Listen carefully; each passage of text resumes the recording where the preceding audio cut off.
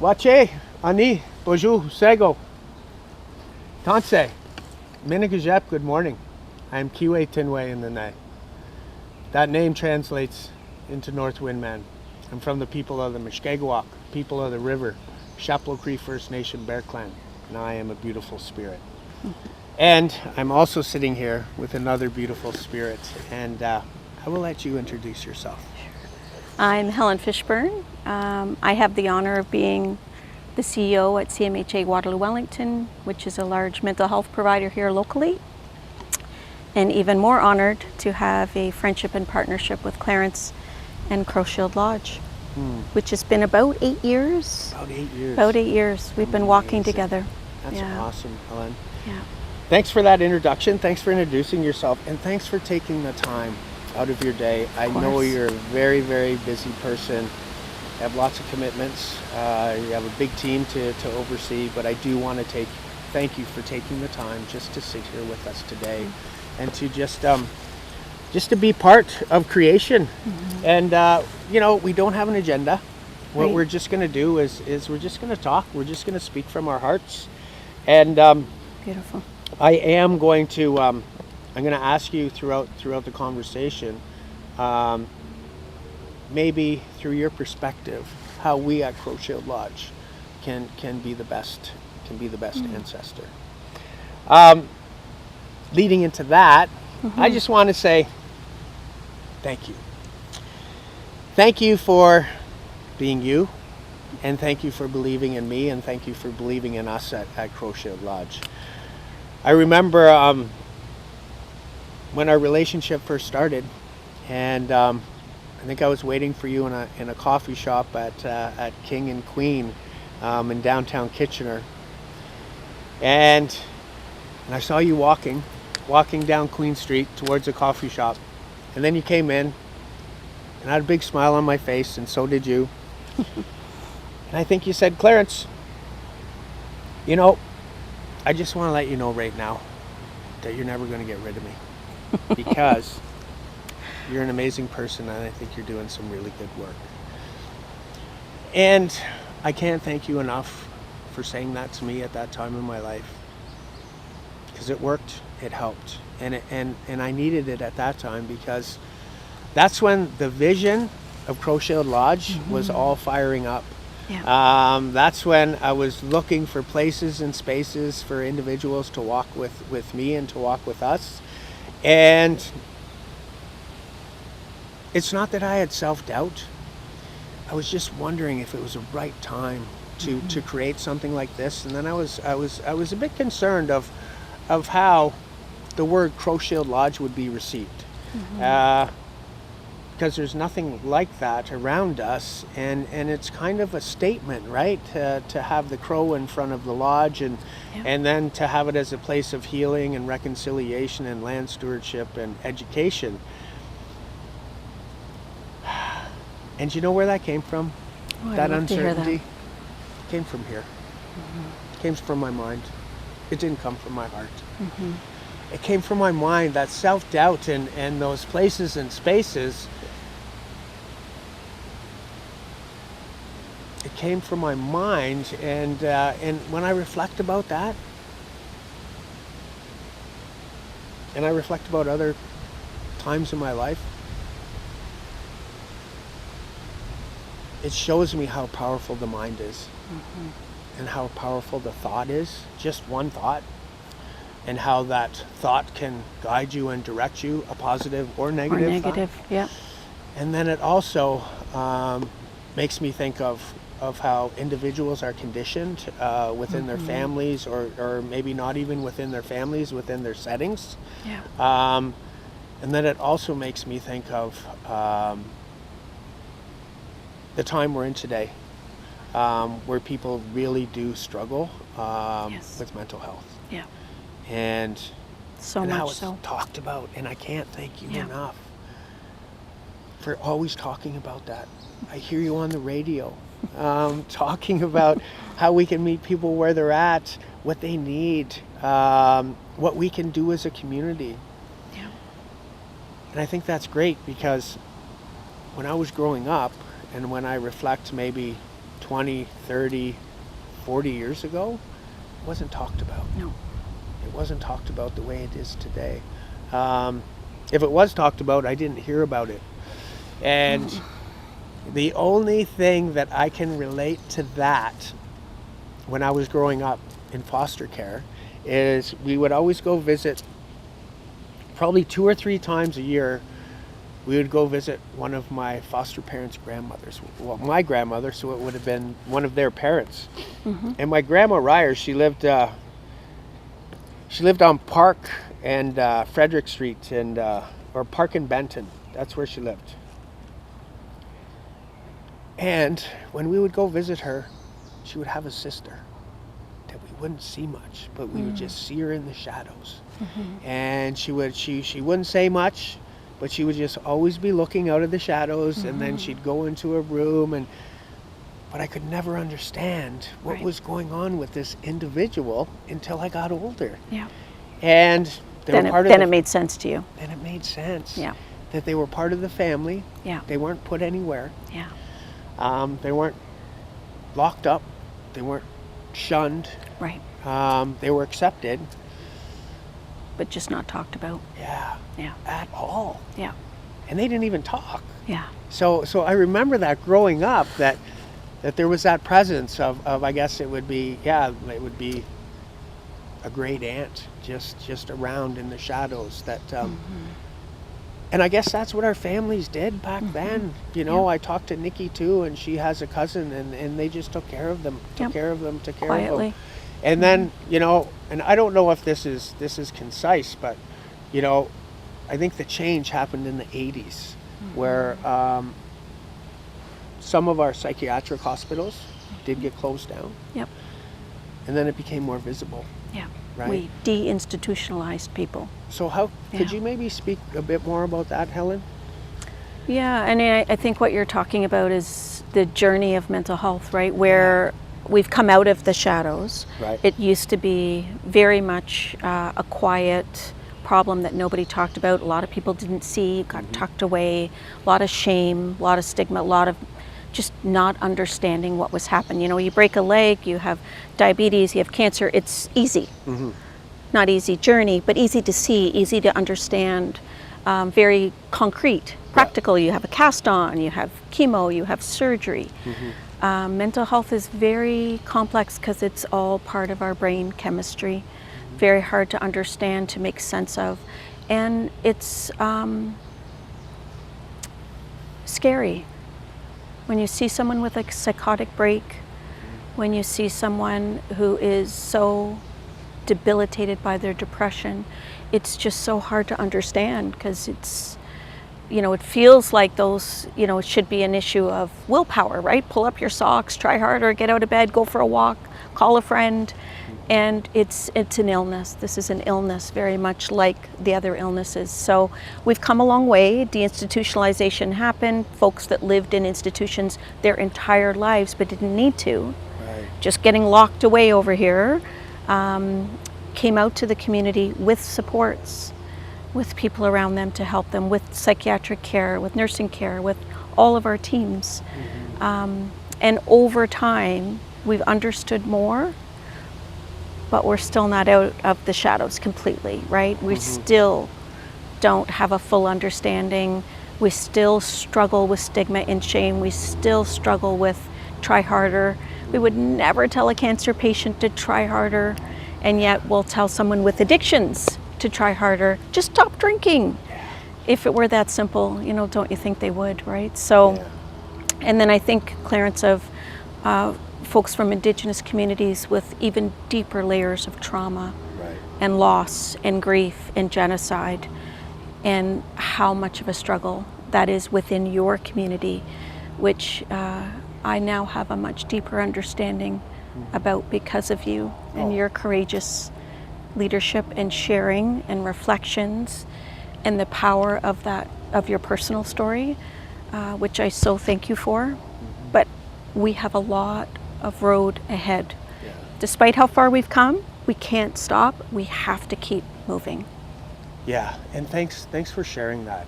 You know, where, the overview of it. And, when I reflect back on certain times in my life, I think there was a time in my life where all hope was gone. Yes. I was consumed by shame, and I was lost, and I was broken, and that's when my marriage dissolved. Yeah. And the way I felt, Helen, was that I was a turtle. Mm-hmm. I went into my shell. Yeah. And I didn't come out Yeah. for a very, very long time. Yeah. I was lost. I lost all my confidence. I lost my voice. I lost my esteem. I lost my purpose, meaning, and direction. You lost yourself. I lost myself, and I was Yeah. caught hard in the grips of addiction. And I remember that happened for about a year. Mm-hmm. And then I was with some friends one time, and I said, like, I knew that I was pulling back, and it wasn't good for me, and I didn't know if I was depressed, but I knew that something was really different, and I coped. And then something switched. Well, I stopped drinking for a year, so that helped. Yep. I regained my esteem, and I started to become more social, and that really helped. That really helped me. But taking that first step alone was the hardest thing. Yes. Right? Because, and it's almost like when I reflect back on my life, how fear has really impacted my life. Yes. From all stages and phases. From when I was a youth to an adolescent to an adult. Now I'm going into my last quadrant where I'm going to be an elder soon, and Amazing. And fear doesn't impact me that way, because I studied that, and I looked at how fear ripped me off, how it held me back, how it put up barriers for a very long time. Yeah. And in treatment, I figured that out with the help of the House of Friendship at 174 King. Yeah. So I figured, if fear has such this impact on my life, and fear of that unknown, how can I change that? So I took out fear and I put in opportunity. You got out of the turtle. I got out of the turtle. I opened things way up. I found my voice. I found my gift. Yes. And then I started meeting other people where they were at, on the street, doing outreach, frontline work, more and more frontline work. Saying that, Helen, that was where I seen some of the most horrific things in my Painful, life. terrible pain. Yeah. Painful, Yeah. painful. And I thought I've dealt with some of that stuff in the moment, and then it was quite evident that I haven't. So that's all about my self-care, and just always being aware. But that's what guides you, right? Like coming back to where you've been, coming back to the pain that you connect to. Yeah. And as hard as that is to carry, it drives you, because you know we need to do better for those people, for the journey you've been on. Right. You got help at House of Friendship, which is an amazing place. But there's still other people that haven't been able to crawl out of the turtle yet, that don't have access. Yeah. And that's, I know I see that in you, because that drives you forward. It drives us both forward. Yeah. Right? It does. In terms of what we can do together. Yeah. And doing that frontline work, after doing it for 6.5, 7 years, I noticed something. I noticed that I was becoming callous to death, because there was so many people that I was supporting, and I wasn't having the time to grieve them. Yeah. Because I would grieve one person, and then maybe a day or two later somebody else would pass, and then it was just like this, and this, and I didn't have enough time. And then it was becoming normalized, and I did not want that to be a part of my life. Yeah. So I started looking for other opportunities, and I remember going in and talking to John about an opportunity that I had to leave. Yeah. But I was scared. Of course. Because I had the stability and everything at the House of Friendship, and but then John talked to me about risk, and And it was good. It wasn't good, but I had to take that step. Yeah. And it seems when I'm reflecting back in my life, Helen, I'm always having to take that step. Yeah. Taking that step outside of my comfort zone, Yeah. so that I can always continue to grow. Yeah. Knowing that, it scares the crap out of me. Well, and no one can do it for you. Right. You have to do it, but it doesn't mean you have to do it alone, Yeah. right? You had John, you had other people Yeah. that were part of you in that journey, which is amazing. Mm-hmm. Knowing that you needed to bring your friends in closer Right. in those moments, Yeah. like that, it doesn't make this step any less scary, Right. but at least you've got support as you do it. Yeah. And I like what you just said there, support. Yeah. When I reflect back on that time in my life, it was all about supports. Yeah. All about supports Yeah. and early recovery, finding that pathway, finding that understanding, finding my voice. But they always just support. Yes. So I had to go find 20 people to be in my support network, 10 in the core, Yeah. and then 10 around the outside. Yeah. And I remember that was interesting because they encouraged us to do that. And they said, you're going to have to sit down and find those people and tell your story to them. Yeah. And ask them if they will be your support. Right. Right? Bring them in closer. And fortunately, everybody said yes. Right? Which is Yeah. great. But that also proved to me that by asking for help, you're never alone. Yes. And connecting with culture, I know that I'm never alone either. But certain times in our life are going to test us. Yes.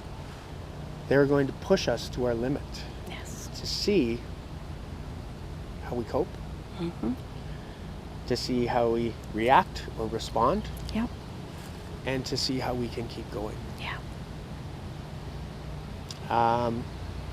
Recently, one of the hardest things that I had to experience was the passing of my sister. Mm-hmm. Another test, Yes. right?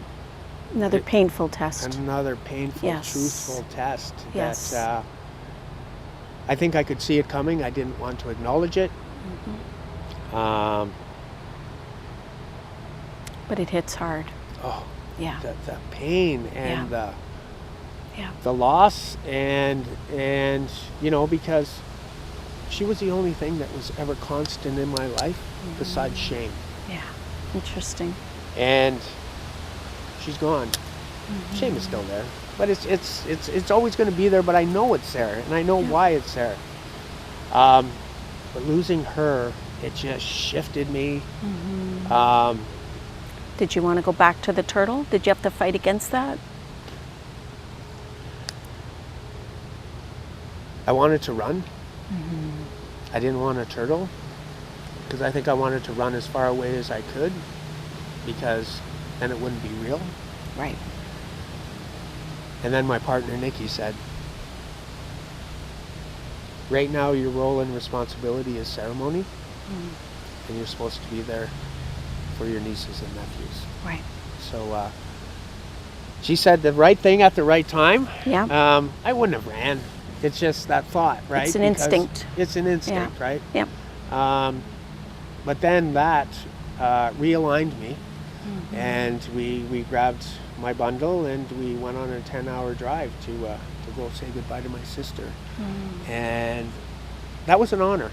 It was an honor to be there for 4 days to do the ceremony, and then to finally see her. And we had the opportunity the women had the opportunity to give her a cedar bath before she made her journey. Beautiful. Um, And think of the healing that you have because of that, yeah. right? Yeah.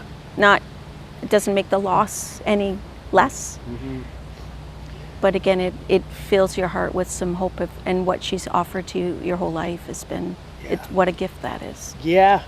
No, you're absolutely correct. And then some of my elders that I take direction from within my accountability circle, they could see that I was struggling. Yeah. So they encouraged me to reach out to another elder, Peter Schuler, which I did. And I did a release sweat. Beautiful. And it was so hot. So hot. I bet. But I cried. Yeah. I cried. That's what I needed. Yes. I needed to release and to be able to do what I can continue to keep doing today. So I'm not alone. You know, her blood is in my veins, and you know, I have a responsibility now just to make sure her family's okay. Yeah. So I've been checking in on them and making sure that task is being done, and that they're because they're going through a bunch of firsts, right? Yeah. First Mother's Day, you know, they're coming up to all these firsts that are just going to shift them and put them into reflection. Yeah. You know, and then I always think about, you know, when families are caregivers and when they're supporting a family member that has a mental disability, how that impacts the family. Yes. And how long can they continue to keep giving and giving and giving. Yeah. And then sometimes, you know, we hear that families can't do it anymore, and then they put the family member into supportive care. Yeah. Which I think is good, Yes. because those individuals are trained individuals. They give that Caring environments with their needs being met. Yeah. But again, very hard for families to make that shift, right? Yeah. And there's a lot of guilt in that for caregivers. We see that a lot with caregivers who, you know, should care for someone in their family, but sometimes it's just too much. Too much. And the person's needs are too much, and they need more than what a family can offer. Yeah. So the family can still provide that support and love, but know that their family member's getting the care that they need. That's a hard shift to make, though. Yeah, and it's to do with it can be to do with elders, it can be to do with addiction, it can be to do with mental health, you know. Children with complex needs, right, needing to be in a 24/7, like there's all of it, right? When you look at making that shift across the lifespan, the grief and loss and guilt that you feel, it doesn't matter whether it's a child, adult, or senior, the caregiver will have all of those feelings. Right. Yeah. Yeah, thanks. Helen, could you share a bit about your journey, how you got to where you are today? Sure. I always say I'm an accidental CEO. Okay. I never aspired to be a CEO. To me, Clarence, and you and I know each other very well now, that's a title, it's a label. What inspires me is making change in our system and doing it the right way. So throughout my career, I've been drawn to roles where I could impact, where I could make change, where I could be with people that help make that change. And I love working with an engaged team that's driven, that is, you know, really wanting to do. I mean, we all know our health system is broken. It's fragmented. It does not work.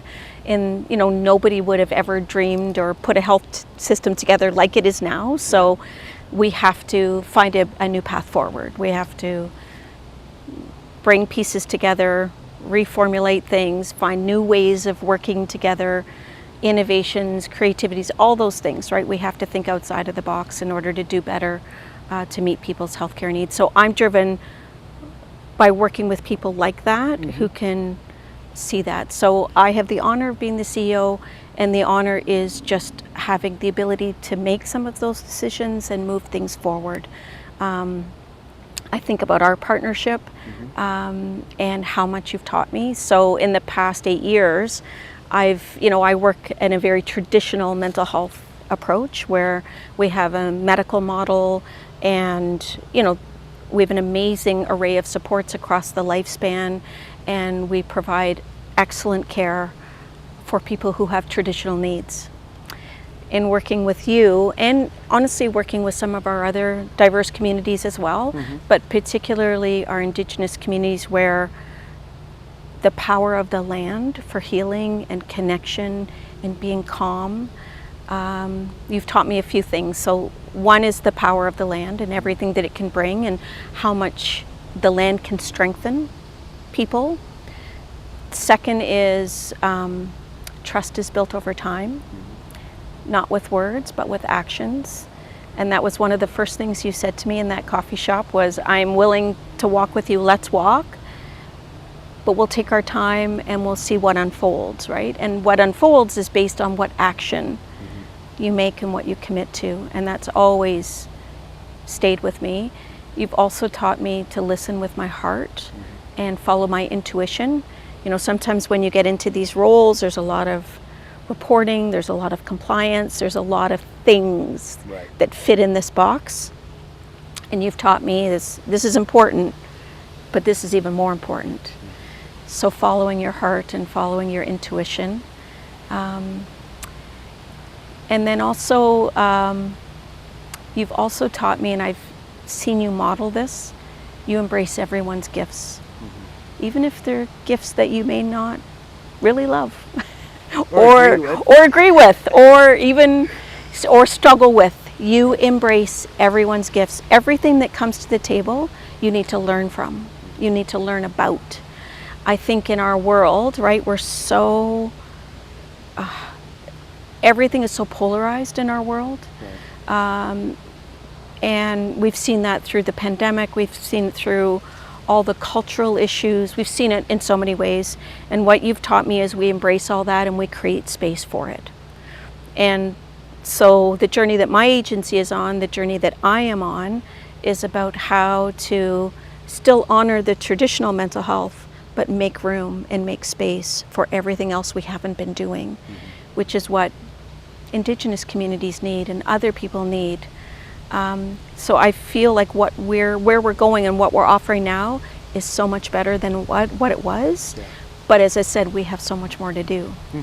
So I'm so honored and humbled to be on the journey, but I'm also a bit impatient. Like, I want things to move faster than they do sometimes. And again, you've taught me that it has to be the right time.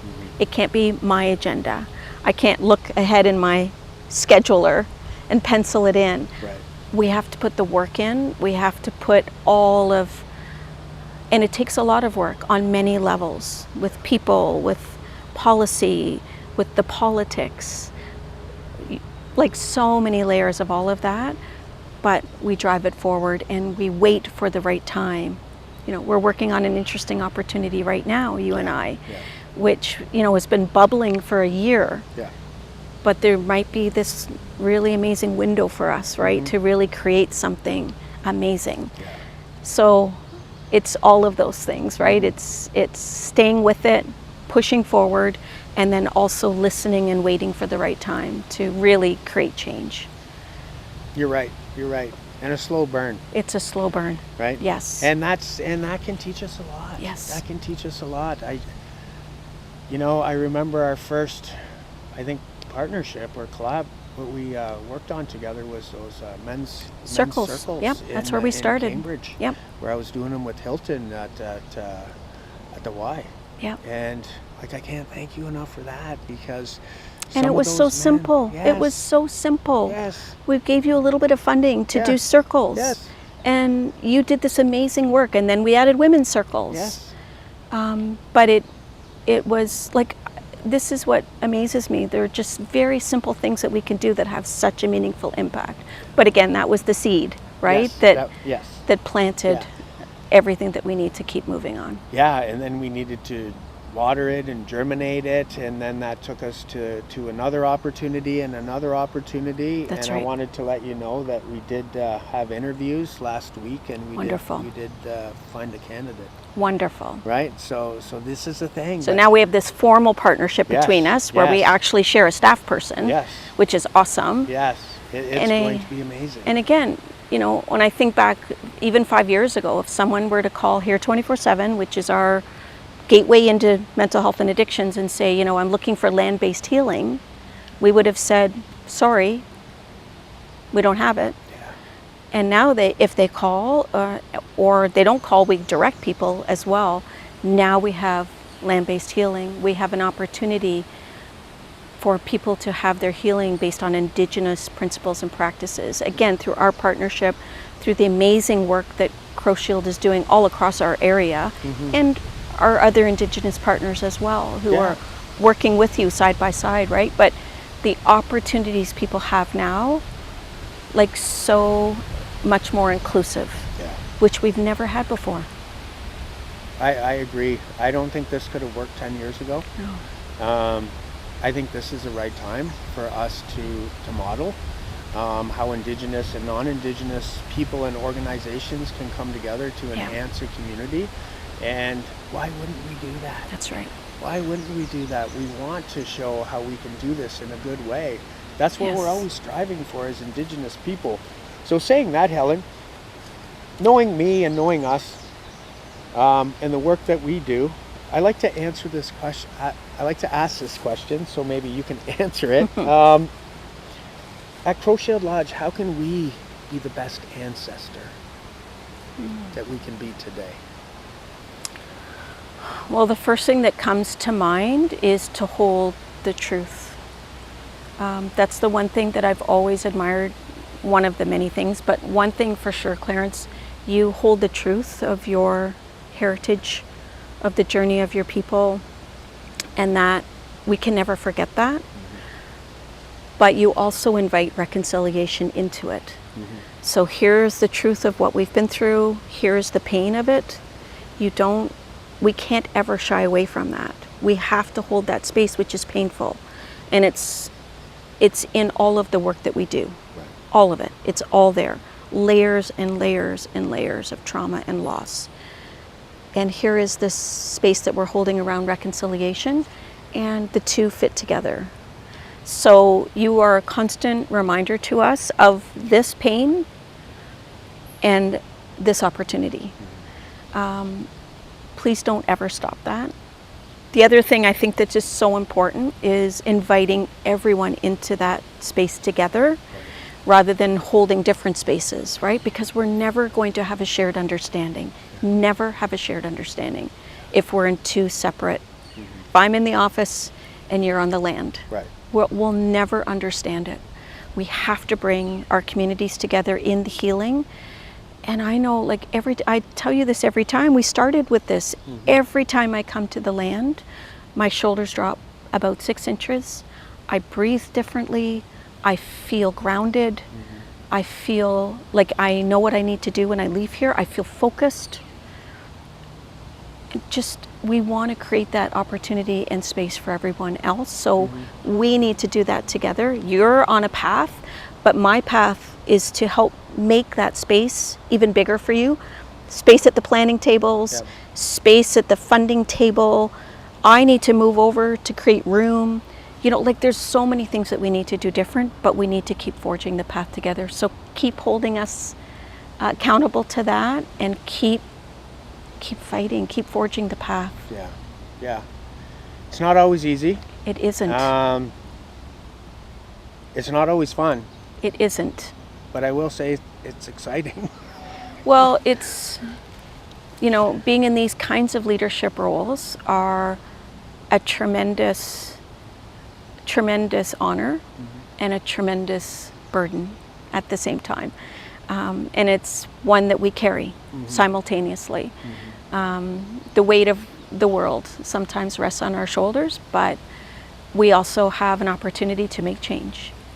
And to sit and to try and do the right things, right?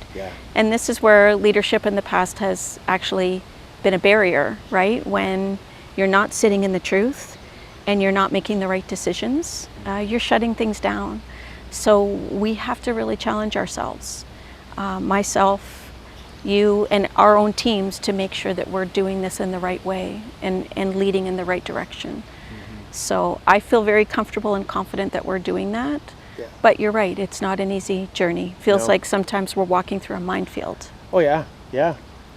And saying that, like Helen, you just said something, that every time you come out to the land, you start with smudge. Yes. Your shoulders drop, slow things down. Yes. You can hear things, you can see things, you can feel things. Yes. For a little bit of time, then you have to go back. But I'll take it.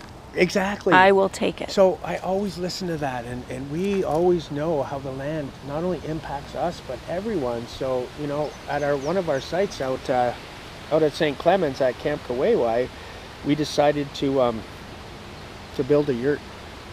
So we built that yurt. It took a couple of weeks with some volunteers and some team members. But we built that yurt as an alternative. An alternative if, say, a counselor wanted to meet with one of their participants or clients. Beautiful. On the land, instead of meeting in an office, you could meet in a yurt on the land. Beautiful.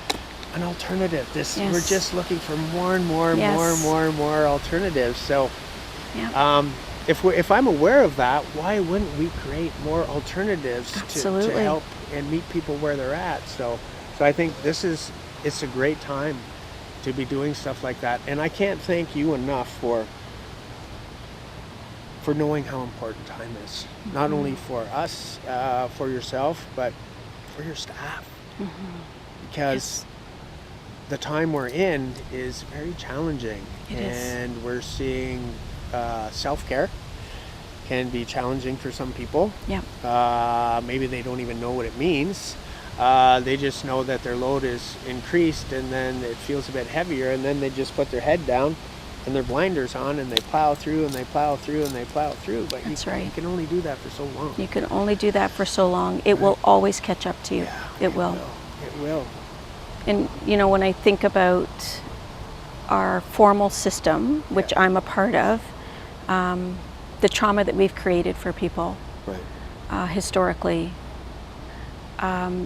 So any opportunity to do things differently with people, to offer different opportunities for healing, I think that also shows to our community that we're open, that we recognize that we need to do things differently, that we're following your lead in creating safer spaces and bringing people to the land, and all kinds of, there's so many different ways that people can heal. Yes.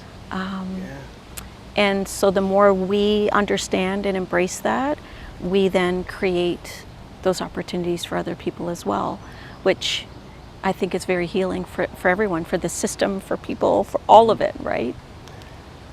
You're absolutely correct. And what we do is we just go back to basics. And what is it about? Wellness.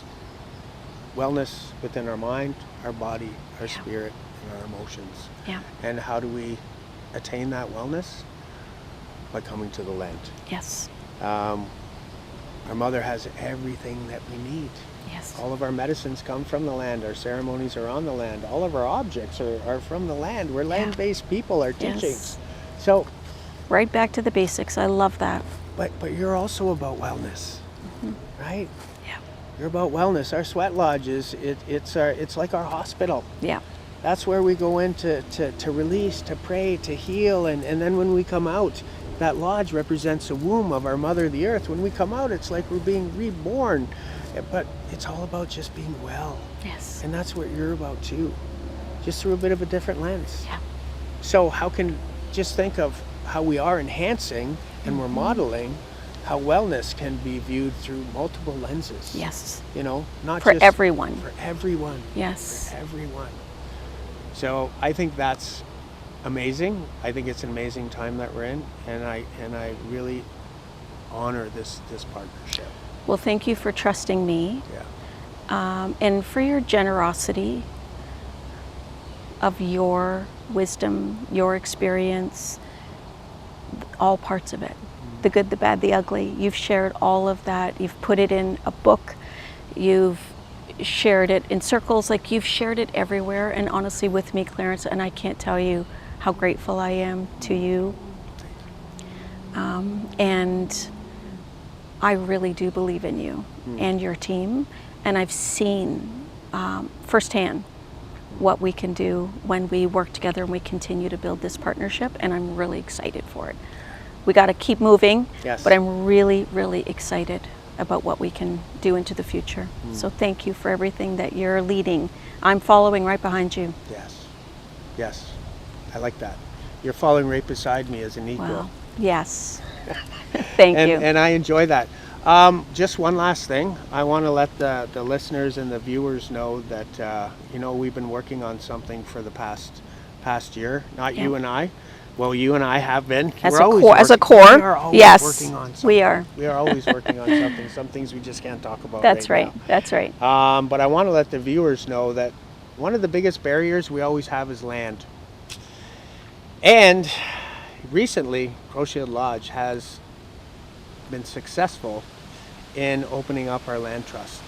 Amazing. So we can now take land into Crowshield Lodge and assess the land and give a tax receipt. And the land that we take into Crowshield Lodge is going to be for preservation, ecology, research, ceremony, and those next 7 generations that aren't Beautiful. here yet.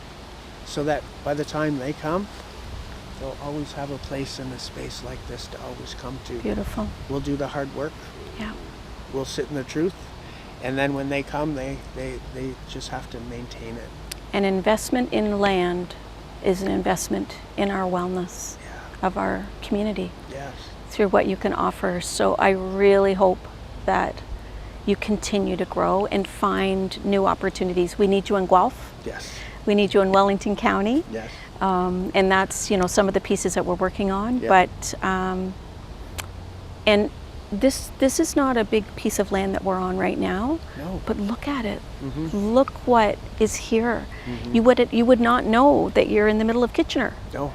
No. And so little pieces and little pockets where you can find the opportunity to build your programs and services.